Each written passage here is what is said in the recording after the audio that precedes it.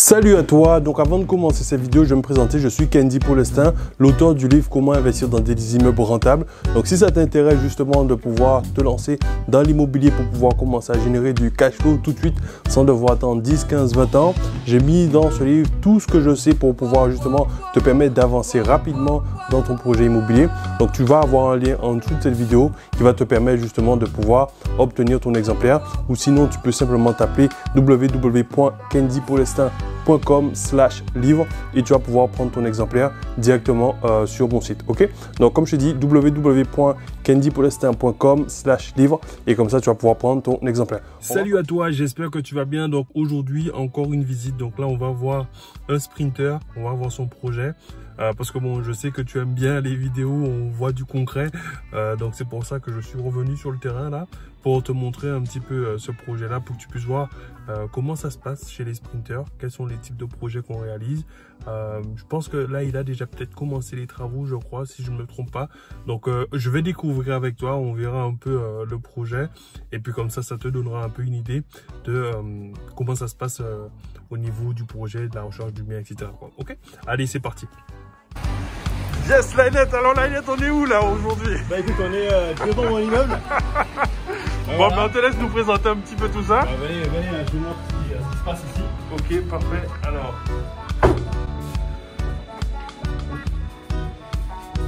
Bah là en fait on est au rez-de-chaussée. Ok. On a, bon, c'est un peu le débarras, mais on a un peu... ah ouais, c'est encore le bordel là du coup. Voilà, on a une pièce... Ça va être une chambre, une grande chambre. Ok. Vous verrez peut-être pas, mais il y a une cheminée qu'on va garder. On va travailler le plafond. Ok, d'accord. L'isolation des murs externes, enfin, ici et là-bas. D'accord. Là, ok. ça va être une salle de séjour. Ok. Salle de séjour qui communique effectivement avec une cuisine, une grande cuisine. Ok. Donc là, effectivement, on va isoler le mur. Là, on va fermer cette porte là. D'accord. Avec un placo. Ok. La cuisine, on va la péter, on va mettre quelque chose de plus moderne, ok, plus je vois. attractif. Hein. Donc là, du coup, ici, on va faire qu'un seul logement, alors si je comprends bien. Voilà, au rez-de-chaussée. Ok, parfait. Exactement. Ça marche. Exactement. Donc on a une toilette. Voilà. Là, on va tout travailler. Ok. Donc là, il y avait déjà effectivement la salle de bain qui était en place, donc voilà, pas grand chose à. Exactement. Il y a une sortie d'eau. Ok, je vais quand même montrer vite fait à quoi ça ressemble. Hop. Et là, il y avait la toilette ici. Tac. Bon, parfait. Donc ça, c'était le logement numéro 1 du coup. Exactement, le numéro 1. Okay. Et le numéro 1, en fait, bah là, on est encore en discussion avec Kendy. Il y a un débat qui s'est ouvert. Mais là, en fait, moi, j'envisage en fait, de faire un trou parce qu'il y a un rez-de-jardin juste en bas. Donc on va essayer d'installer un escalier colimaçon que je vais vous emmener là tout de suite. Ok, ça marche. Bon, on va voir un petit peu. Alors du coup, dans les commentaires, dites-nous ce que vous auriez fait à la place de Linette. Est-ce que vous auriez fait un seul logement ou deux? Alors on va voir un petit peu. Si vous votez Kendy, vous tapez 1. Si vous votez Linette, vous tapez 2. C'est ça, tapez 1 pour Kendy, 2 pour Linette. Donc là, on est au rez-de-jardin. Okay. Ça n'a pas l'air d'être un rez-de-jardin, mais lui, c'est un rez-de-jardin. On dirait un sous-sol. Ok. Mais donc là, en fait, l'idée, c'est on va fermer cette porte-là. D'accord. Avec les poteaux. Donc là, ça va être une chambre. Ok. Cette partie-là, elle va être fermée. D'accord. De l'autre côté du mur, ça sera la chaudière et puis la machine à laver. Alors, je vais montrer vite fait. Donc ici, aujourd'hui, il y a la chaudière. Ok, il y a le truc de gaz qui est déjà là. Donc du coup, tu comptes garder la chaudière du coup? Absolument. Ok. Donc souvent on me pose la question, est-ce que c'est plus intéressant de garder la chaudière? Je dis quand elle est déjà là et qu'elle est fonctionnelle, autant la garder. Si elle n'est pas opérationnelle, ben c'est tout, tu changes et puis tu. Et puis l'avantage en fait d'une chaudière, c'est que elle chauffe l'eau. Ouais. Et elle chauffe aussi l'immeuble. Ouais. Et puis ça coûte moins cher. Mais même si aujourd'hui les prix évoluent, c'est intéressant. Et puis elle est bien fonctionnelle, quoi. Elle est toute neuve, ça fait 7 ans, un truc genre qu'elle est installée. Voilà. Ouais, ok. Donc on a fait un diagnostic avant l'achat. Ouais. Donc là je vais refaire un diagnostic après les travaux. Ok. Pour avoir un document qui est le mien et puis voilà. Ok, ça c'est bien. Et puis c'est vrai que, bon, moi, la contrainte que j'ai avec ça, c'est juste qu'il faut penser à faire l'entretien une fois par an. Absolument. Mais après, c'est vrai qu'au niveau coût, ça peut être parfois intéressant. d'avoir une chaudière comme ça. Ouais. Ok, donc du coup, qu'est-ce que tu prévois de faire ici? Donc un logement, une chambre ici, ok. Une chambre ici, mais un point important en fait, c'est par rapport à ce que tu viens de me dire. Ici, comme c'est en sous-sol, il va falloir en fait penser à aérer cette pièce, ouais. Voilà, cette pièce-là. Ouais. Parce que c'est important, parce que pour l'humidité, ouais. Voilà, pour l'humidité. Ouais. Donc, mais en fait, tu vois, le tuyau, il est déjà là. Donc, en fait, ce qu'il faudra juste rajouter, c'est un petit système mécanique voilà, qui permet d'évacuer l'air qui est... Ouais. Parce qu'en fait, l'humidité, ce qu'ils ont pensé à faire là, c'est assez, du moins, c'est bien. Tu vois, ils ont mis ça, mais en fait, en général, quand il y a de l'humidité, tu vois, genre, toute l'humidité, elle va monter, tu vois. Donc, du coup, si c'est en bas, c'est un peu compliqué, quoi. Donc, il faut juste mettre un système qui brasse l'air un peu, et puis qui fera monter le truc, quoi. Hein, mais c'est nickel. Donc, on a déjà une sortie d'eau. D'ailleurs, le dessus, il va falloir qu'on le travaille. Donc là, il y a le tuyau, ouais, ça coule un peu là. Il est placé en fait, le tuyau. Ah ouais, ok. Bah, c'est pour ça que moi, j'avais dit à Lainette, moi, j'aurais fait un logement ici, j'aurais claqué une petite salle de bain ici, là. Voilà, Kelly, en fait, il préconise en fait de repousser le mur jusque-là, de telle sorte qu'on aura une toilette, une douche, un meuble vasque quelque part par là, enfin une toilette, je sais pas, là. En tout cas, une toilette sur cette partie-là, une cuisine. Ici, là, ouais, c'est ce que j'aurais fait, ouais. Comme ça, cette pièce, elle est indépendante du reste du bâtiment. Exactement. Alors moi, j'ai fait cette réflexion-là parce que Lainette voulait faire un escalier ici. Mais bon, le coût que ça va te coûter, moi, c'est la réflexion que je me suis dit. Mais après, les deux fonctionnent, hein, c'est juste que... le tien, ça se vaut et puis ça ramène de l'argent. Ouais. Bah après, faut réfléchir, voilà, faut réfléchir. En tout cas, mettez dans les commentaires, c'est un pour le deuxième logement, deux pour le suplex. Alors là, c'est l'extérieur. Là, je sais pas si vous m'entendez, mais en tout cas, là, ça va être une cour intérieure. Ok. Qui aura accès la personne qui jouera le suplex. Ok. Le suplex ou le logement. Et là, on va emménager, on va vraiment travailler le mur, mettre des plantes, mettre aussi des planchers de bois pour décorer et puis une fausse pelouse pour couvrir le sol et mettre des installations.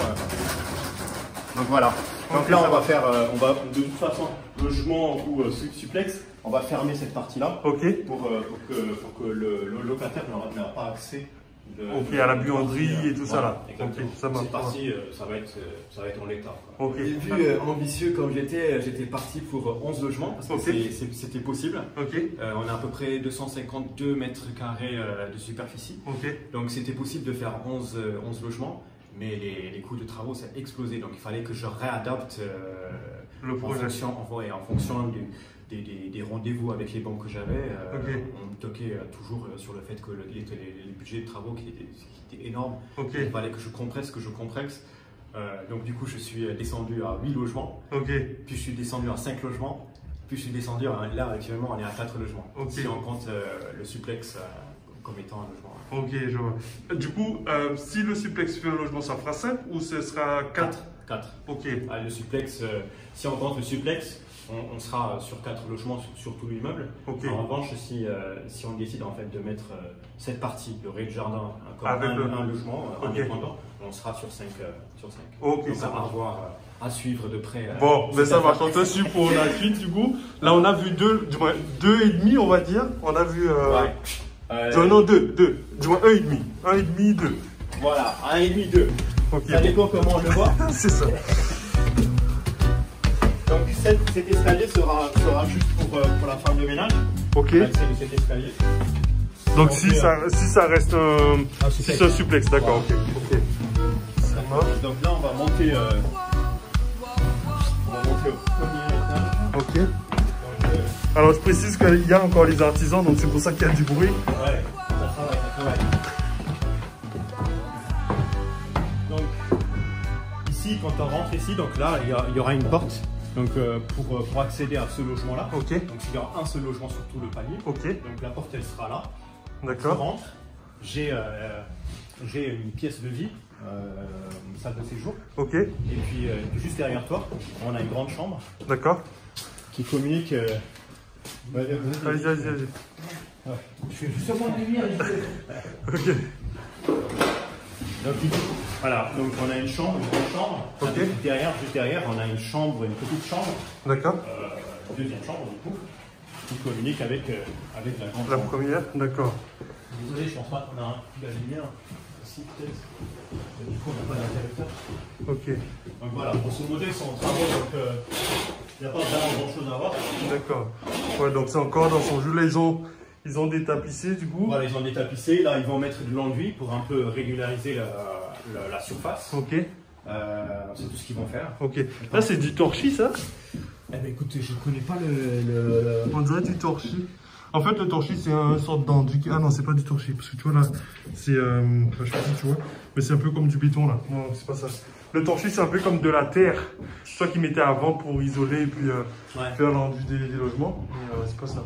Souvent, en fait, quand ils foutent justement pour mettre des câbles de télé, tout ça, ouais. On se rend compte qu'il y a la brique derrière. Ouais, c'est juste de l'enduit qu'ils ont mis, mais c'est pas du torchis. C'est possible. Ça marche. Donc du coup, ici, ce sera une deuxième chambre, qui ira avec le premier. Voilà, donc là, en fait, en l'occurrence, on va fermer cette porte-là. Cette porte, elle n'a pas lieu d'être. Ok. Donc on va la fermer. D'accord. De telle sorte que pour accéder à cette pièce, il faut ouvrir cette chambre qui communique avec une grande chambre parentale, entre guillemets. Donc là, idem, on va travailler le plafond. Ok. On va l'isoler en haut. On va l'isoler également aussi sur le mur externe. Ok. Voilà, peinture, voilà. Ok, ça marche. Alors du coup, petite question avant qu'on aille au suivant. Qu'est-ce qui t'a fait te lancer dans cette aventure d'investissement immobilier alors du coup? En fait, si tu veux, moi j'avais l'ambition en fait de doubler mon revenu donc 2-3 ans, à l'époque j'avais 28 ans, je me voyais en fait à 32-33 ans de doubler mon revenu et qu'une partie sera mon salaire et puis l'autre partie autre chose. Ouais, je vois. Donc j'avais investi sur de l'assurance vie, j'avais investi sur les crypto-monnaies. Ok. Et je me suis dit, il faut quelque chose en fait qui me ramène assez de cash flow pour pouvoir être indépendant. Et du coup, je t'ai vu, Kendi, et puis on a discuté et je me suis dit, il faut que je me lance. Ouais. J'ai pas eu peur, je me suis lancé et me voilà aujourd'hui. Et c'est quoi la plus grosse difficulté que tu as rencontrée durant ton parcours? C'est le financement, ça c'est sûr. C'est sûr. Le financement, c'était un grand challenge. Je ne sais pas pourquoi. J'étais, en tout cas pour acquérir en fait cet immeuble-là, ouais. J'avais engagé 4 courtiers, dont un sur place. Et puis les 2 autres, les 3 autres, ils étaient soit à Paris, soit dans la région. Écoute, il y a eu le confinement, puis l'été, puis aussi le projet était très ambitieux au début. Ouais. Il aurait fallu que je réajuste les chiffres pour pouvoir être en cohérence avec ce qu'ils me demandent en fait. Donc ça c'était vraiment un gros challenge. Voilà. Et qu'est-ce qui a fait que tu n'as pas baissé les bras? Parce qu'on pourrait se dire, je sais que c'est pas forcément simple quand on rencontre des difficultés comme ça, quand on se lance dans un projet, on a des noms, on se dit est-ce que ça va vraiment marcher? Qu'est-ce qui a fait que tu n'as pas baissé les bras? Qu'est-ce qui a fait que tu t'es dit j'y vais quand même? J'ai vu qu'il y a pas mal de sprinters qui réussissent, donc il n'y a pas de raison que moi je reste là, que je lag en fait derrière. Donc j'ai poussé, j'ai cru au projet. Et, je me suis toujours dit, c'est pas possible que ce soit impossible. C'est ça, c'est chaud. Donc, il y a la persévérance, j'ai beaucoup insisté. Ça coûte beaucoup d'énergie, ça coûte beaucoup de temps, ça coûte beaucoup d'argent aussi. Ouais, j'imagine. Donc, ça, il faut le savoir. Donc, de toute façon, le patrimoine n'a pas. Ça s'acquit pas gratuitement. Il y a des prix à verser, et puis voilà. Non, mais c'est cool. La récompense, c'est ça. C'est ça. Alors du coup, là, c'est déjà un bon commencement. Donc là, ici, tu as prévu de faire quoi alors? Là, c'est la cuisine. Donc là, on va donner un petit coup de modernité, tu vois. Le carrelage, ça va sauter. Ça va y aller. Par contre, le sol, comme c'est du parquet en bois, on va rien toucher. On va juste poncer. Protéger. Et puis voilà. Ça marche, voilà. Ça marche, ok. Donc là, il y aura aussi des meubles qu'on a prévu de poser. Ok. Pareil, plafond, mur externe qui sont isolés. Okay, tu me diras en fait que le mur externe, il y a très peu de surface. Ok. Mais c'est frais ici, donc ouais, j'imagine. Si on peut gagner quelques degrés. Non, c'est bien. Et puis, ce que je dis souvent, c'est que quand tu viens sur ton chantier et que tu vois qu'il y a de la laine qui traîne un peu partout comme ça, tu te dis, bon ben ok, les mecs, ils ont quand même prévu d'isoler mon logement. Parce que si tu viens sur ton chantier et que normalement, ils sont censés isoler et que tu n'as pas de laine sur ton chantier, c'est qu'à un moment... ils essaient de te la mettre à l'envers, quoi, tu vois. Mais bon, c'est ça. C'est ça. Et du coup, mais toi, heureusement, tu viens régulièrement sur ton chantier. Je viens assez régulièrement. J'ai même décidé de m'installer à côté parce que mon travail fait que je peux travailler en remote, en télétravail. Donc, autant rester sur place. Beaucoup. Hier, j'étais ici. Aujourd'hui, je suis là. Et puis demain, je comptais voir en fait l'électricien. Vraiment, comme il est là. Je vois. Un coup, mais ça, c'est très bien parce que moi, ce que j'ai remarqué, c'est que souvent quand un chantier part en cacahuète, c'est qu'il y a un manque de suivi, quoi, tu vois. Et si toi, aujourd'hui, tu viens régulièrement sur ton chantier, même si ça partait, ça dévient un peu, mais tout de suite, tu peux rectifier le tir. Exactement. Et faire en sorte que ça aille bien, quoi. Et comme ils avancent bien, il y a certaines choses, en fait, que j'ai pas eu le temps de voir ou de dire, ah tiens, ça, est-ce qu'on peut faire ça donc, un chantier qui avance bien et qui avance rapidement, il va falloir le suivre parce qu'après, vous allez tout de suite dans une phase de non-retour, quoi. C'est ça. Non, mais en l'occurrence, on verra ça en haut, mais en l'occurrence, le plafond, en fait, enfin la maison en soi, c'est une vieille maison qui a été construite en 1940. Elle est légèrement penchée comme ça. Ok, d'accord. Tu vois ce que je veux dire? Donc, ce qui fait que, en fait, les cadres qui est juste au-dessus de toi, quand on a mis le plafond, on a l'impression qu'il était un peu penché comme ça. Je vois. Ok. On verra en haut, mais il est légèrement penché comme ça. Et du coup, au moment où j'ai vu ça, je me suis dit, mais le plafond, il est complètement... il n'est pas droit, en fait. C'est pas le plafond qui est pas droit, mais c'est plutôt la maison qui a penché. Et le plafond, il est droit. Donc, on a l'impression que... Tu vois, que ça part... Du coup, ça, il ne pouvait pas l'enlever. Le plafond, il ne peut pas l'enlever parce qu'il est déjà fait. Mais par contre, ce qu'on va faire, on va rectifier, en fait, le cadre de... On va couper, en fait,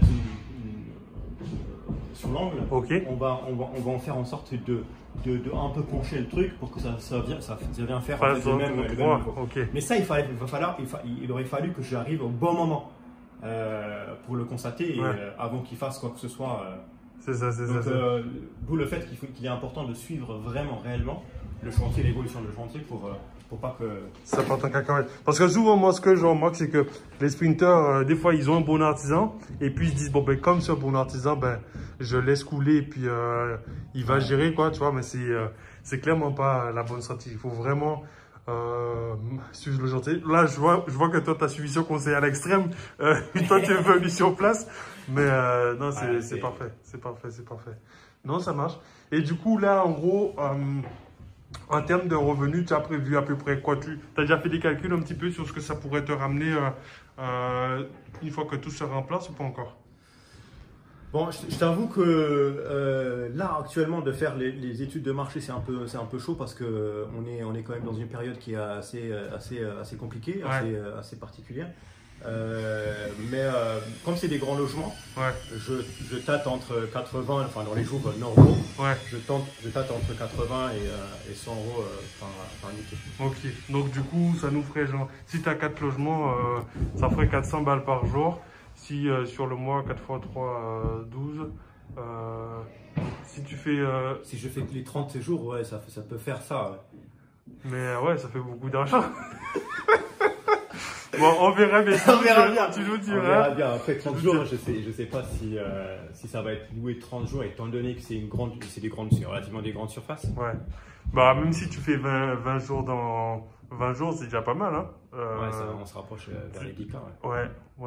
Non, mais ça veut dire qu'il y a vraiment un bon potentiel ici. Donc, good job. Alors, on continue peut-être. Tu vas me montrer un peu la suite. Alors, je sais qu'il y a les artisans, on va peut-être pas...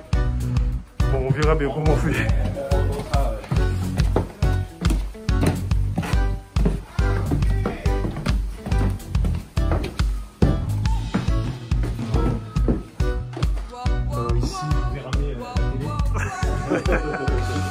Donc, là, c'est la même configuration. Ok.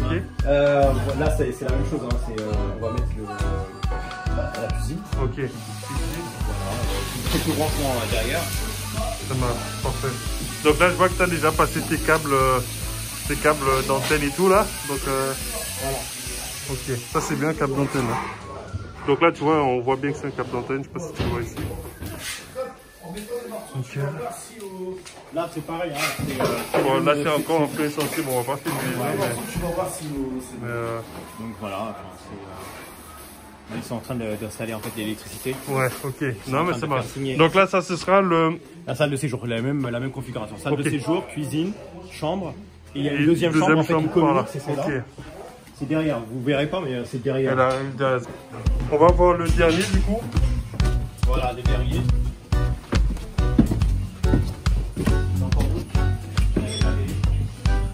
Là, on va pas vous filmer, hein.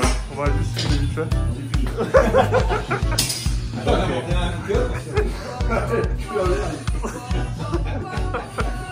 Le meilleur, lui c'est l'artisan. C'est l'artisan, c'est l'acteur principal. Ok, donc là on a le... kitchenette, donc là c'est un studio. Ok. Là c'est un studio.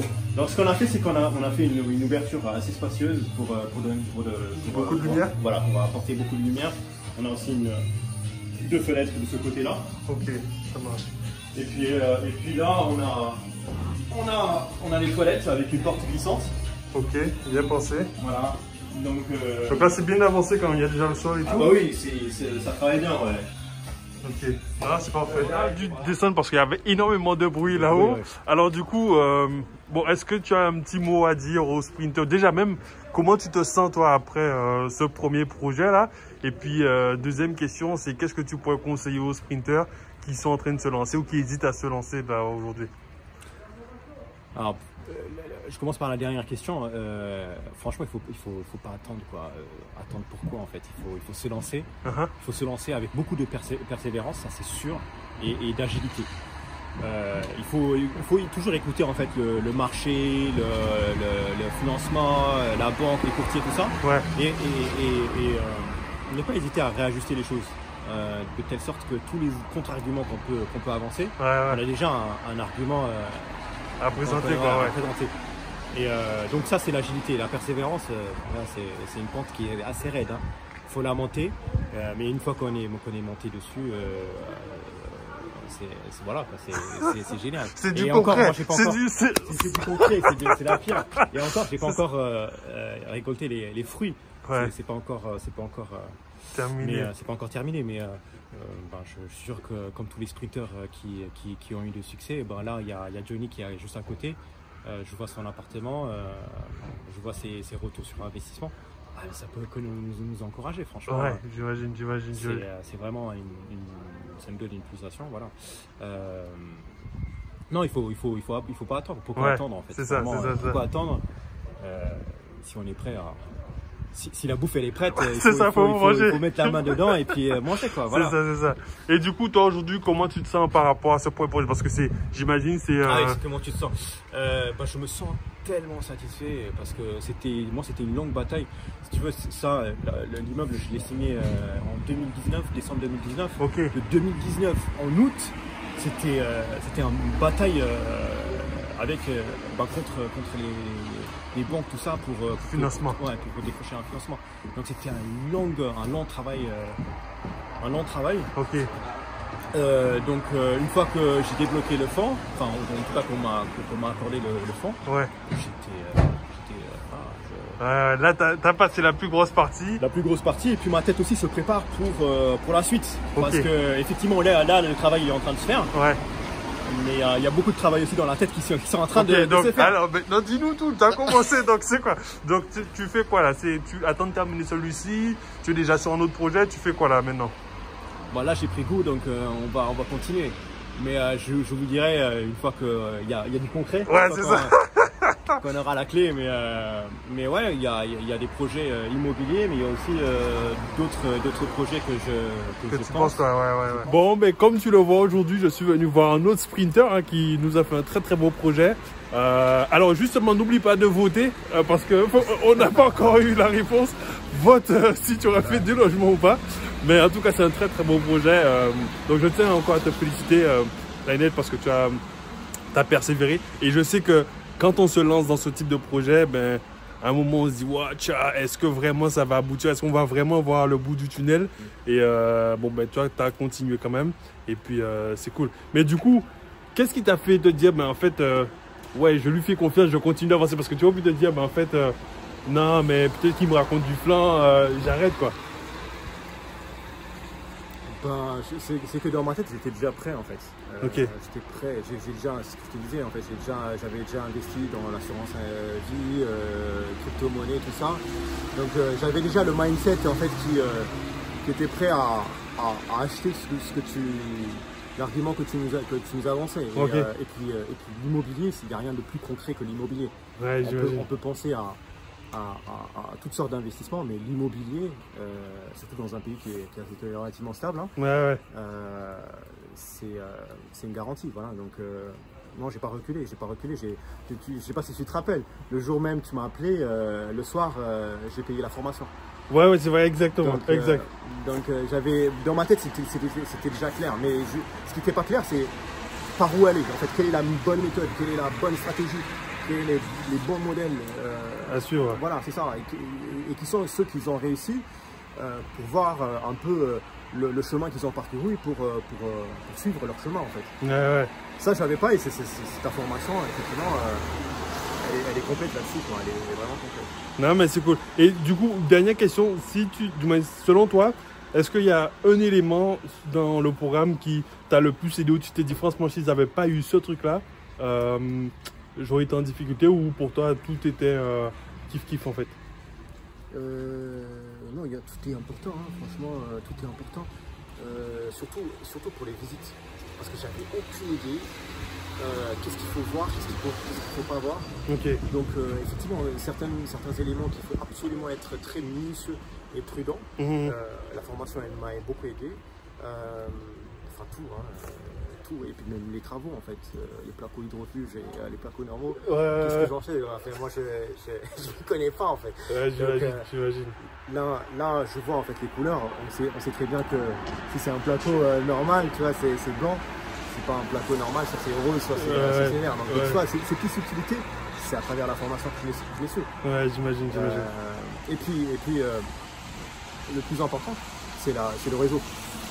Ouais. Le réseau qu'apporte la formation, ça c'est quelque chose qui n'a pas de prix, parce qu'il suffit juste d'appeler quelqu'un, de lui poser certaines questions. Et puis boum. Voilà, qu'est-ce que tu as fait toi, qu'est-ce qu'il a fait lui, comment tu as fait, qu'est-ce que tu en penses. Ouais, exact. Voilà, non, c'est cool. Franchement, c'est intéressant justement. Et c'est ce qui est intéressant, c'est que plus il y a de sprinters et plus le système s'améliore, parce qu'il y a encore plus de feedback. Donc c'est cool. Et au-delà de tous les éléments que le réseau peut apporter, il y a aussi le côté encouragement, quoi, tu vois. Ouais.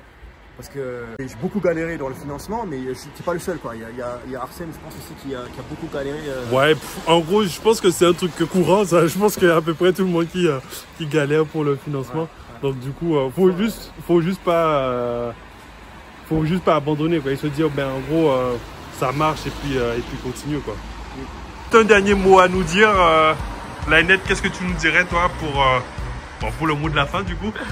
Bah écoutez, les sprinters, sprintez, quoi. Franchement, chaussez votre bonne chaussure, mettez votre maillot, et puis voilà, il faut suer, il faut pas s'arrêter, il faut courir jusqu'à la ligne d'arrivée, quoi. C'est ça, mon gars. Mais en tout cas, sous ces bonnes paroles, je te check en mode on a Corona. Pas le masque, on l'a déposé, mais effectivement, on a le masque.